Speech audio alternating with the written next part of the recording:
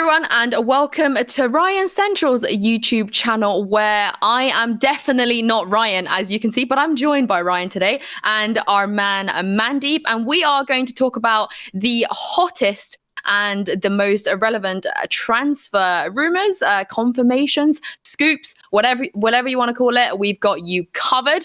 We're going to start with some of the more recent ones, things that you guys might not have heard about, things that we have been told from our sources, or a few of the roster ones Mandeep has gone quite deep into investigating, which I'm sure you're very excited to share. Well, I do just want to give a disclaimer because I know how some of these things can end up going on Reddit, but this is all just source, rumor, kind of reports. This is not gospel. So if any of these things don't actually take place, please don't come for us.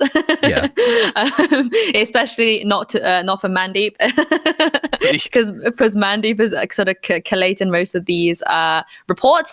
So let's just jump into it, guys. I think we can start with Giants. You know, this one was leaked on Twitter. I'm sure you both have seen this. It caused a little bit of controversy, I think, and maybe a life lesson in that when you're streaming, don't leave your Discord open. It's not a good idea to do that. But from my knowledge is that, you know, Meadow, who used to be at FPX, has now joined August, and they will be the Giants roster. What do you guys think about this one? So the team that was August before was Happy, Hoodie, Boo, and Pipson. Deleezy was part of that roster for First Strike, but he left quite a while ago. And there was like a lot of confusion, right, because of those messages, that people assumed that Meadow and David P were going to be joining, or it was going to be one or the other. But certainly looking at those messages, right, it seemed more so that David P wanted to join, but they opted for Meadow instead, who was saying that he was going to be having trials with Vitality, maybe joining that roster. But we kind of pretty much know where Vitality are at with their 5 and seem to have everything locked in, right? So Giants are looking for more of an international lineup after they dropped their Spanish team for, to be honest, pretty underperforming results, and also the controversy of them forfeiting a game, which I think, to be honest, was probably just more of a reason, an excuse, more than their actual results and how well they did and what Team Heretics were able to do in a similar style, get an international or European roster at least, instead of something just in the southern part of Europe. A question I had for you, Mandeep. Mandeep's here as our Jacob Wolf, I suppose, that finds out all of this stuff. But Movistar Riders were also a Spanish team that dropped their roster and want to do something similar. Have you heard anything about their plans and what they want to sort of do, or is that still remain to be seen kind of thing? I think they've gone back into scouting period now. It just looks like, you know, just like Giants did even before dropping their roster. They've gone. They're starting to look at those teams around Europe. They start to look at the players that they want to pick up. They haven't started any trials, as far as I'm aware, but they're just looking to scout and look around. It's a weird period to scout, right? Because everyone's just sort of getting back into it again and coming back from the holidays. There's a lot of players who have trialed for more than one team. Like we said, you know, even we'll go into actually. That's a really good segue for us to move on to our next team. Mandeep, I believe that you might have some news from North, because North, you know, they announced that they were going to Valorant. Everyone was expecting them to pick up a team. I think maybe even before First Strike, but that didn't happen. But I believe that you might have some insight on what they're going to be doing now. Yeah, North has actually, they've started trialing loads of players, and I think they've found a Scandinavian roster. The problem with them before was that they just wanted to be full Scandinavian, so quite a lot of the teams that were already in the scene just weren't accessible. Sorry, but yeah, they have I think found a roster that they want to pick up. But you can't tell us who. No, I can't tell you. That's right. I mean, that is exciting, right? This is what we've been waiting for EU. I know a lot of this off-season is about like the shuffling, you know, FPX making changes, Liquid potentially making changes, G2 making changes, but we haven't actually seen another big org, with the exception of Alliance, that actually are investing and committing into Valorant for 2021. So I'm actually quite excited to see what North do. And Ryan, you know, again, you might have an idea of who this Scandinavian roster might be. So how do you think they'll fend into the competition? I mean, we can talk about stuff that's also happened that might be related. HSD disbanded, so maybe some of the players from that team have gone over. Hard to say. Again, Ali and Vicious were part of Prodigy, so this could be another one of like a builder team. It would be like the fourth, like after Ninjas in Pajamas, Vitality, Auglis going to Giants, that maybe we see something from those guys. I don't think we've seen an awful lot of like the Nordic teams other than obviously the big guns FPX Guild, so there's still going to be some Swedish, Norwegian, Finnish players that are looking to get picked up. And speaking of which, one of those players that's been looked at from the Finnish region, Taimu, was rumored to be going to Entropiq. And that was very much we know pretty much the 5 that they're going for, but I feel, and I don't know if you can give us a bit more information on this one, Mandeep, that roster that was rumored from Entropiq might not be happening anymore. Yeah, it's a weird one, actually. There's been a lot of back and forth with the information I've been given. I genuinely can't pinpoint an answer on it, but it looks like so originally that roster was supposed to be players like Taimu, Twiston, and Vladede. Obviously, everyone knows Vladede from Purple Cobras. Twiston's supposed to come in as, an up-and-comer from Isuba, but I'm not sure what's happening with Isuba's buyout for Twiston, since they were reportedly asking for quite a lot of money, and I don't think Entropiq are ready to pay up for that. So, I mean, that's no surprise, is it? Like, Twiston's a really good player, but because he's on an actual signed org, like Isuba, to be honest, is Twiston, maybe Bobby's their breach player, and that's pretty much it. They've got somewhere far, at least in the first strike qualifiers, but I think if you're looking at like the top 20 teams in Europe, Isuba isn't that, but Twiston could very easily be a top 20 player if he's on the right roster, right? So no surprise that Entropiq would want him, but why a buyout for him might not be too much. So Entropiq, I think their end game is literally signing Twiston, and if they can't do that, maybe you can get a Shed from Vasta Gaming. He's a similar sort of player, but otherwise, Vladidi, Taimu, Apo is another person that was potentially on that roster. Good players, but if you don't have a Twiston on your team, you can't really expect much from that roster overall. That's my opinion, at least. I mean, in comparison to their old roster, I do think that you can see a very clear direction that this Entropiq team want to be tier 1. They're not sort of interested being stuck on that line of, sometimes we have what it takes to be tier 1 teams, but ultimately we're a very good tier 2 team. By judging by the fact they're approaching the likes of Vladede and Taimu, they're probably looking for sort of higher caliber of players and maybe breaching into tier 1 a bit more, which is always a good thing. Every other day there's a CSGO player who's potentially moving or have moved or is going to move. And I think this sort of leads us to the Team Liquid report we have heard. I know Sliggy said, I think it was after First Strike, that they weren't actually going to make any roster swaps. But I do believe that's kind of changed since then, if one of you want to take on this one. It looks like, so Decay reported last week, I believe it was, or even if it was a lot less than last week. It feels so old already, but he reported that Yugi was reportedly trialing with Team Liquid. It looks like they've taken a U-turn on the Yugi move. It's still yet to be seen if they are still going to replace a player and who it will be. Originally, it was supposed to be either Soulcast or Eccles, I believe, but they did try quite a lot of fitting around and quite a lot of players. So it's just yet to be seen what's going to happen with them. Anything to add there, Ryan? What do you make of this? Yeah, it seems like such an odd move, because I think one of the, as weird as that sounds, because Team Liquid disappointed in First Strike, if you can even call it that, because they lost to Heretics in a double overtime best of 3. They did go really close against a team that ended up winning the tournament. So in hindsight, over a month later, that result from Team Liquid's perspective doesn't look that bad.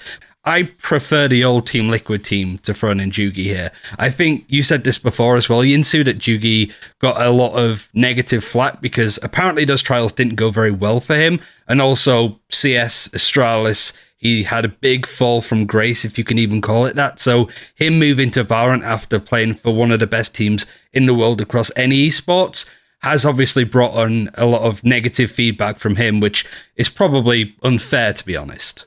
Yeah, no, I agree. I do think it's interesting, though, because I wouldn't have thought that Liquid would be looking specifically for an AWPer.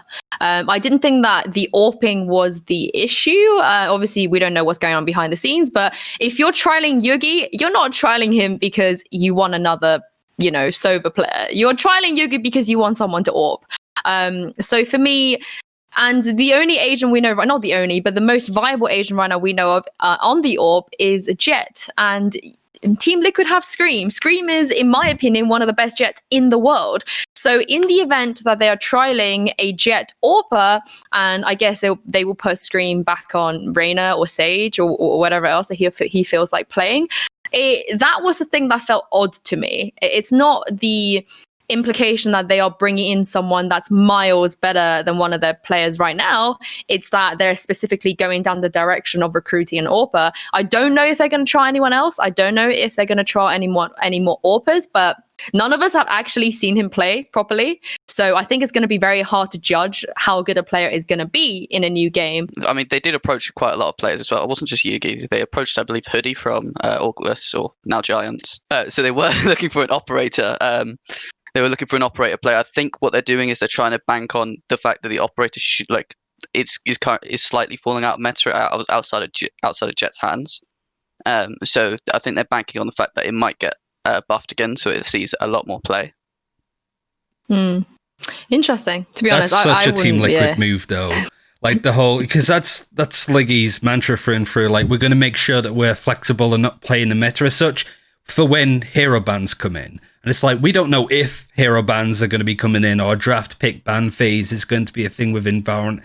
That would be a very typical Team Liquid move if they're like, we're banking on the operator getting buffed, so we'll get an op player to fulfill that role. That seems way too big brain for me. Well, speaking of AWPers, I think it is a good time to talk about CNED. He was probably one of the most anticipated unsigned players going into First Strike, albeit they didn't have the best tournament as a team, and they did disband Nolpenki afterwards. Mandeep, where is CNED going? So I believe he's actually started contract talks. He might even be signed as we speak. He's going to be going to Futbolist. Futbolist are the Turkish organization. They had a FIFA team before. They recently picked up the team LOL. I don't remember exactly who he's replacing. I don't remember who's replacing, but he should be coming into that squad very soon. I think if anything, CNED might probably improve even more now. He is going to be on a team which he's inevitably going to feel more comfortable on. And we guys know the impact of having Turkish fans. They are incredible. They are insane. I've never seen the amount of support a player gets from sort of any regions in comparison to Turkey. So I'm actually quite excited for that one. And I think it's actually good for the Turkish scene. I think it's good that your biggest players don't just then move onto an international roster and you're sort of left with a bit of a gap. I think he could really have what it takes to elevate some of the other players on his team and some of the other players in the region. So I'm quite excited to see CNED finally signed. I think it's definitely long overdue for a player of his caliber. I think he had big consistency issues, though. Like BBL, he was always really good. He was certainly one of the best hoppers in Europe, but moving to Nolpenki, he had bright moments, but he was streaky. But to be honest, what Jett operator player wasn't streaky in the right moment? So it's surprising. It's always weird seeing Turkish fans talk about him because they either love him or hate him. I'm curious to know what they think, considering he's going back to a Turkish team. Okay, moving on. As we said earlier, a lot of teams are revamping, reshuffling, trying to improve their rosters. And I think one of the teams who have had a lot of issues, I think maybe underachieving and not fulfilling their potentials, is a big win into VALORANT quite early. I think definitely one of the earlier ones in terms of orgs, and they were also quick to pick up their players. They haven't really made any roster changes. They sort of stuck with the players they wanted. But now, Mandeep, I believe they could potentially be making a change in 2021. Yeah, I mean, it's yet to be seen who they're going to replace, but it looks like they're actually going to be making replacements. I think one of the players that were on the chopping block was Ultimate. He came into the squad supposed to be one of the one of the better players on the squad, but he's really not shown it. And so they should be trying to replace him. They should be trying to look into I think they're just going to look into other German players though, so they're going to stay in that DACH region. So still going to be that Berlin International Gaming lineup that we all know. Well, at this point, Ryan, where would you place Big, and how much of a change do they actually need to be doing? Well, the good thing about Europe is we have those regional tournaments, or at least we did in December, and there was one for the DACH region with Level putting it together.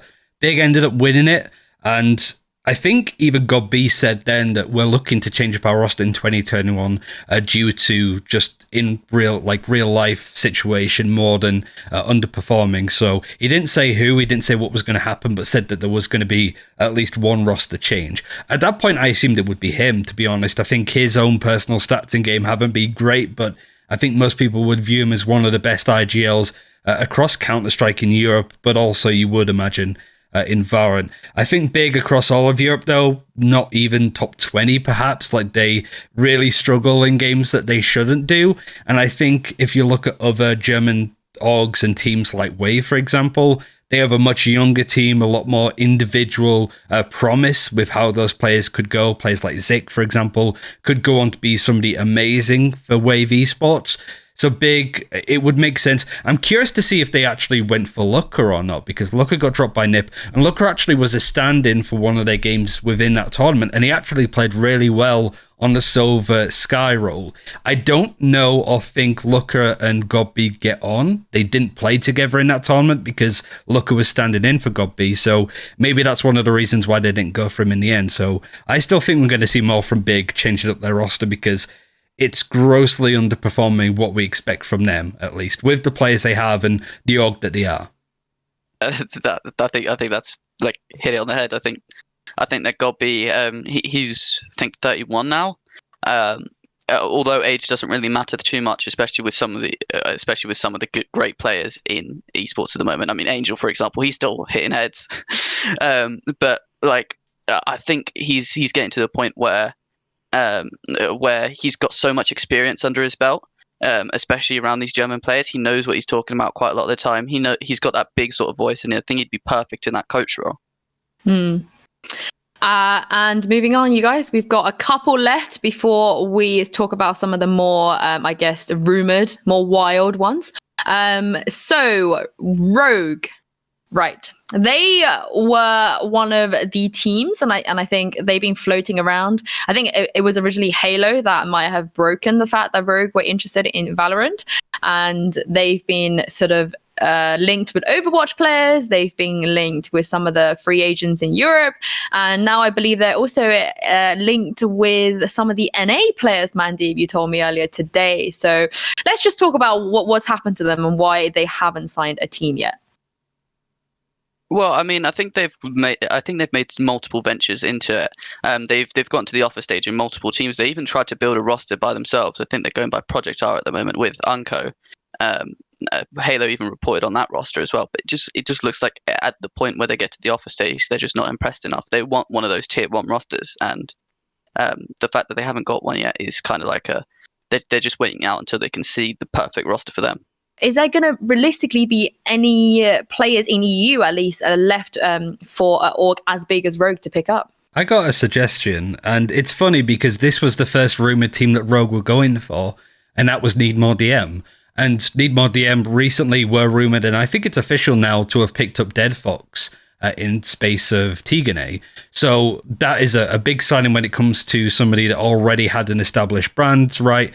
Could potentially do a lot for this roster. So maybe Rogue go all the way back to their first option, picking up that NeedMoreDM team. Speaking of them, Mandeep, what the hell is going on with them? Because it sounds like they're making their own org at this point with a sponsor. So I wondered if you heard anything.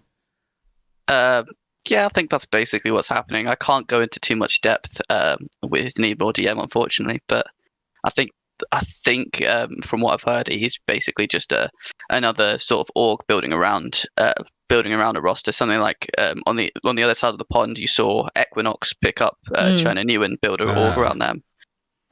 Or originally Royals built their team, or Royals got picked up and were built around RixGG, right? Yeah, so I think it's just one of those situations. It's like an OG in Dota, when they sort of then later got picked up. And speaking of that, actually, it's funny because I've gotten a lot of DMs about Summon FC, and people think Summon FC is an org. So I get constant DMs of people being like, hey, you guys looking for like a photographer? Are you looking for a graphic designer? And I'm like, I'm very sorry, but we're not an org. But I do think Summon FC will be a team that could work if that actually turned into an org. I think they've got a good brand going on at the moment. When Boaster retires in 15 years and he's like a millionaire, he'll set up his own org. We still need to wait for what Summon actually means as well, which is going to come if Summon gets signed, in which case I think you have not really an announcement, Yinsu, but I think we need to talk about the elephant in the room here. Yeah, well, I have nothing to contribute, unfortunately, but the only thing I can say is that I would be surprised if Summon FC go into the Challenger event in mid-February as Summon FC. That's all I'm going to say. Like, okay. I think it's going to look different, but the only thing I can say is that no one is leaving. No one is leaving Summon FC. Like, they're sticking together. There have been multiple poaching. I would say there's a lot of people that try to poach them. And I would say that I think some other people were thinking about this and they were worried because obviously if you are the likes of, Liquid, G2, FBX, and you are looking to replace some of your players, the obvious place I would say to go to at this point, at least before Christmas, was probably Summon. Like, why not? You don't know the relationship with these guys. You don't know what they're doing behind the scenes. So it doesn't hurt to sort of reach out and ask. So I would say that that's definitely a few of our players have been kind of unsuccessfully been poached, but I can promise that they're going to stay together, and they might not be Summon FC in February, but we'll see. I guess the main thing is kind of like, the UK audience. So it's been, people have assumed that it was going to be somebody like Excel because obviously Boaster did some stuff with them before. Fnatic, he was toying with the jerseys during First Strike as well, teasing people. So I guess nothing to really add yet, but we're not set in stone just yet. Yeah, don't use Boaster as an indication for anything. He loves being a troll. Like, he lives for it. Okay, right. I think that is everything we have in terms of some of the newer scoop, but I think it's worth us talking about some of the stuff that's all but confirmed. Let's kick everything off, Mandeep, by your report, of course, of G2 and Zeke. I'm not sure if it was also you that spoke about Neil Zenio, but I think that is something else we should discuss. I mean, when I originally put out the tweet about Zeke joining G2 on an extended trial, now he's actually, I think, signing for the org in general. I think Nell put that report out. I was aware that Neil was trialing as a coach as well. I think so. Nell's the one that's also said that in his report. But yeah, it looks all but confirmed that Zeke will be joining G2. It looks like Neil's has been given an extended trial with G2 as well. We'll see if it's going to be another. We'll see if he's actually going to join the roster because he does put quite a lot of input into the team. He is a very, very good coach from what I know. And I think he's a perfect fit. I mean, it makes sense with artists. I know that him and artists are quite close. And if you are a coach that can come in and have that relationship with someone like artists right off the bat, which I imagine is not like the easiest thing to do for a coach because artist is such a good player and he has such a big personality. It's not always, like he has to respect you for you to be a good coach. So I think on that side, there's not many coaches in the scene that I would say makes more sense than Neil right now. So I'm kind of excited about that one. Ryan, anything to add? I don't necessarily think so. I think it's such a G2 move, though, that they dropped David P. They were like, we need an IGL. And they brought in Zeke, who might have done some calling for No Pinky, but I think it was you that spoke to Vac for that team where he said nobody's really an IGL, nobody is the main caller. So maybe Zeke can do that, but in all honesty, he's probably going to be playing the Raze, the Silver, pretty aggressive stuff. It just adds a bit more dimension to G2's play, right? That they can have Mixwell, Ardis, and Zeke played triple duelist if they really wanted, which is a terrifying prospect, but also 2 duelists to Silver, 1 duelist, a Silver Breach. They can play all of these different styles and be a bit more meta-proof, where David P was... I think people give him a lot of flack, honestly, that he was terrible. He was okay, but he was always trying to fulfill what was needed to play the Sage, then the Breach, then try to IGL. He wasn't that good at any of those roles to sort of keep that spot. He just did whatever was needed, but couldn't really perform at the highest level whilst he was burdened with that, right? So now, if Yoru, for example, comes into the game, I feel a lot more confident about G2 if they had Zeke in this roster to work around the new agents, the new meta, and play super aggressive stuff that fits their style. Actually, on the topic of David P, I personally haven't seen too many reports or even sort of trials involving him. Do you guys have any idea where he's going? Because I'd hate to see him to be one of the players that is still going to be a free agent when it comes to February. I feel like because David P has been on that top team and been a villain almost, I think that it's sort of blown back in his face a little bit now that he needs a team. Going back to the start of the episode talking about Giants and those messages, it certainly seemed that David P now has the reputation of just trying to see what he can get, which I think is unfair considering how decent he was at the role within the team. It just didn't fit G2 in the end. I think another one we can move on to, which is personally I find quite an interesting one, which is Vitality, because they didn't go down the route of picking up an unsigned roster. They didn't even go down the route of really picking up a core of an unsigned roster or sort of dive into it too early. I think they waited until after First Strike to make any sort of big moves.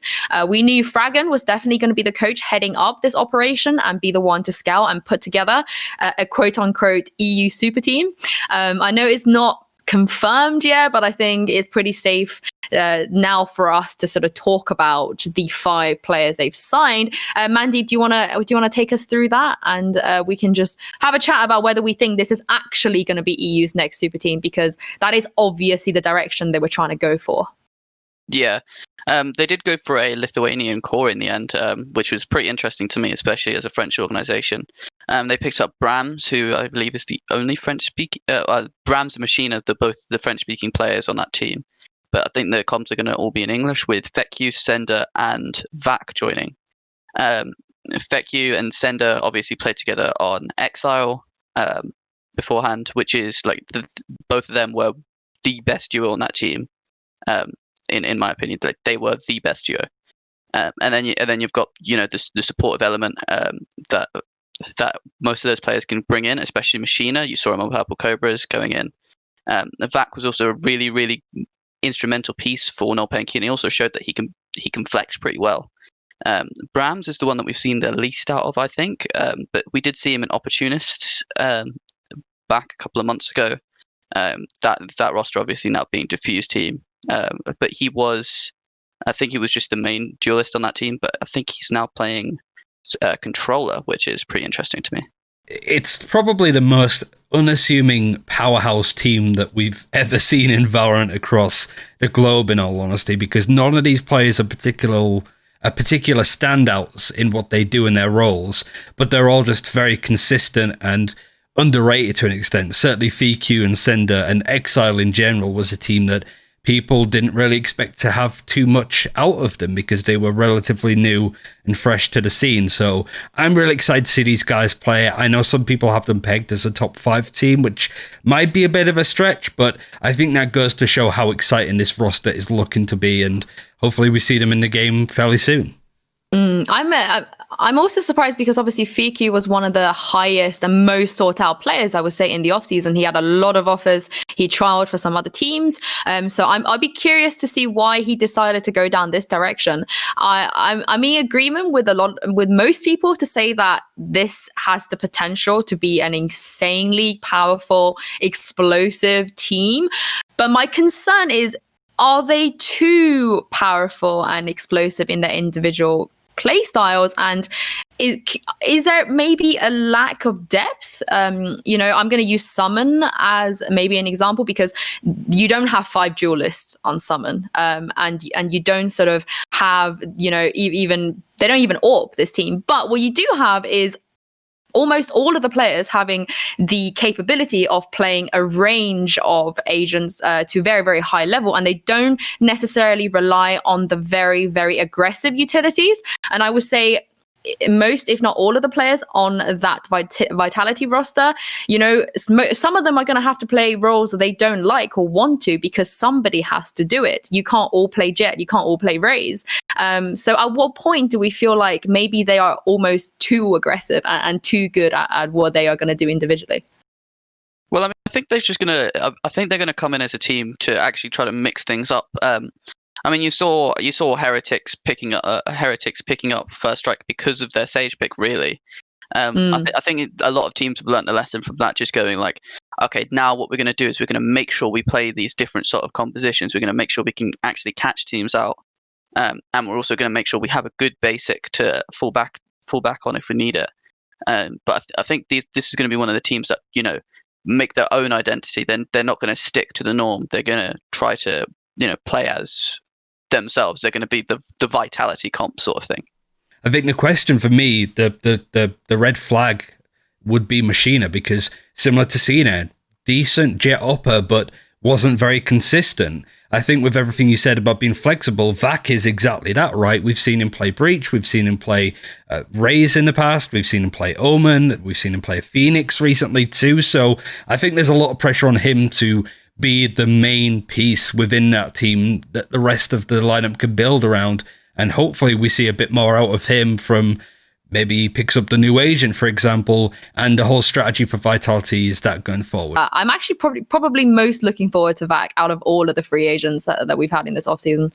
And yeah, so if we move on to another leak, this one kind of hurt me a little bit because obviously this was the Alliance leak, and we are the friends of Banks and Mitch. We love them dearly, and it's never nice, you know, to see that kind of leak because they are very much in the trial period still. I don't believe like the leak that we saw on Twitter is actually the final team. I'll be surprised if so, but I have heard rumors here and there. Mandeep, you'll be able to probably confirm this a bit more, that Fearoth is the player that they've actually signed, and they're building a roster around him.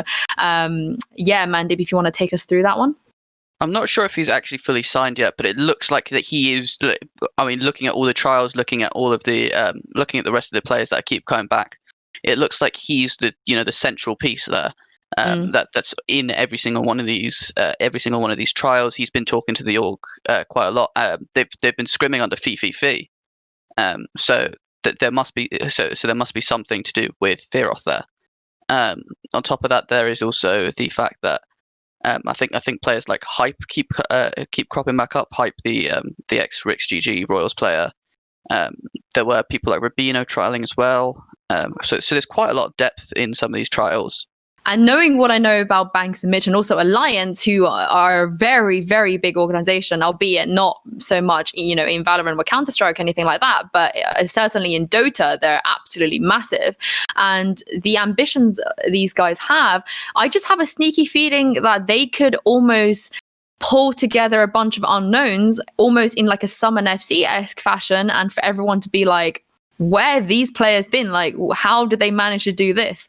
I think they could be like that upset team, or you know, that underdog feeling that everybody sort of grows to like. And moving on, we got a couple more left. RixGG, the pride and joy of the UK at one point before, you know, they had some of their issues internally and undergone some roster shuffles and revamps. They admittedly, to me, were slightly disappointing at First Strike. When they were Royals, they were kind of hype. And then obviously with everything that happened, I still really like the org, and I'm still kind of looking forward to what they're putting together. But of course, it's not just about the roster. There is a very real chance that they're losing Neil Zenio, and that is going to be a big, big gap to fill, in my opinion. But Mandeep, I believe you have some info in terms of the player side, because I don't think anyone really knows what they're doing yet for 2021. Well, I put out a report on my Twitter just a couple of weeks ago, and it was just about the players and the squad that they're picking up. They have a really good five, in my opinion. It's still keeping that British core. They're retaining Fry and Luzzer, who were the stand-ins for First Strike originally, which is, in my opinion, great. I mean, Luzzer went quite quiet after Prodigy, but you know, if he can actually perform in this team, it'll be absolutely amazing. There's players like Autumn coming in. We've seen him under Mauer mode, who are just completely obliterating. I think Autumn's a legend. Yeah. So Autumn's going to be great as well. And then there's also the two international pieces they're bringing in. They're bringing in the Swedish IGL, Latex, most known for Fabrican. I think he was taken off of the IGL piece for his time under Skade, but and he didn't really show too much under Skade. But at the same time, if he can bring that fabric and form back, he can genuinely be like one of the best IGLs in the scene. And then there's also the supportive element of RCK, the Finnish player. He's really, really good at adaptability. He was one of the people on my scouting list. I believe he's been on quite a lot of scouting lists. So it's really good to actually have him on one of these teams signed with the support. Yeah, it's possibly one of the most improved teams I think that we've seen, along with the changes that NiP had as well. RCK was also an ex-Overwatch League player, so he's got some experience sort of playing online, not playing at that pro level. The question is, we just haven't seen him all that much. Really, we only saw him a bit in First Strike, and it was on super inconsistent rosters. Latex, he was a great IGL for Fabrican, but it's fair to say that his time on Skade kind of tarnished his reputation a little bit, because Skade were just not good at all. They really struggled to get any form going. And Otom certainly looked like one of the better players on Mal mode, but the question is, I think, going to be his attitude more than anything. Certainly watching it from Taimu's streaming perspective, there was that great win they had against Guild where everybody played well, everybody was hyped, but as soon as they start losing, I wouldn't necessarily say it got toxic, but the atmosphere definitely dipped when they were on the losing side. So seeing that potentially is going to be interesting to see how these guys stitch together as a five, but I'm excited to see what Latex can do and if it can regain that IGL confidence, because if they can, Rix are going to be very scary. So competitive, but I do see this team having a little bit of potential to upset. You know, most of these players individually have already lived that. Like you said, with Otom on Meow mode, he is capable. It's just whether if they're all capable together. And that kind of brings us to one last topic. Well, maybe two. I'm not sure if we want to talk about Get Right because we don't have that much info on it. But we do know that he is coming to Valorant. So it would be interesting to see where he goes. But I think we should just finish this with Guild. Safe, who, in my opinion, was Guild's best player before he left. Not putting words in his mouth, but it looks like he did a little bit of like a grass is greener situation where he went with a really big org signing and that clearly didn't work out. And we do believe now he has done a U-turn and have gone back from NiP to Guild. Do we think that this is a good move for both him and the respective orgs? Yeah, I mean, definitely. I think he wanted to stay with the players on Guild when they were bonk, but the option came to go to NiP. Both him and Emil, their coach, took it, and they went from there. I think going back to Guild, pairing him up with Yasin is a good move. I don't think you can really pigeonhole Safe into a particular role. You can't be like, play the entry role, for example, or play this. You got to sort of let him have that freedom to pick up the Viper now and again like he did for bonk. So I think pairing him up with Yasin and having Yasin help him out in that retrospect is going to be important. Gothy has left that team as well, who was a player that did okay. I would certainly agree with others saying that he wasn't particularly a problem player, but it makes sense that he was dropped considering he's like the newest member of that team. So seeing Bonk actually coming together as a proper team, being signed to Guild, this could again be a team that's vying for like a top 5 placing in the first section of this Challengers tournament in 2021. Right, well, that brings us to the end of hopefully first episode of many of Free Agency, Rumor, Ryan Mania, however you want to call it. I know you don't approve of that name, Ryan, but I'm just going to run with it. Even NA has never been this active when it comes to new orgs coming in and new roster changes. A little bit before First Strike, but I think Europe, with everything going on at the moment, it was good to at least give opinions on some of the moves in one episode. If obviously more happens, we'll do more before we get into the first real Riot Ran side of events. But yeah, I imagine we'll see this between these major events that are happening and maybe on different channels, who knows? But there we have it. I'm definitely very excited to see what actually happens. There isn't an official roster lock period, but I assume now, you know, Christmas and the holidays is over, we are going to see some of these moves actually happen before February. It's been a pleasure, lads. And yeah, I'll let you guys say your goodbyes as well. Bye. Bye. Bye.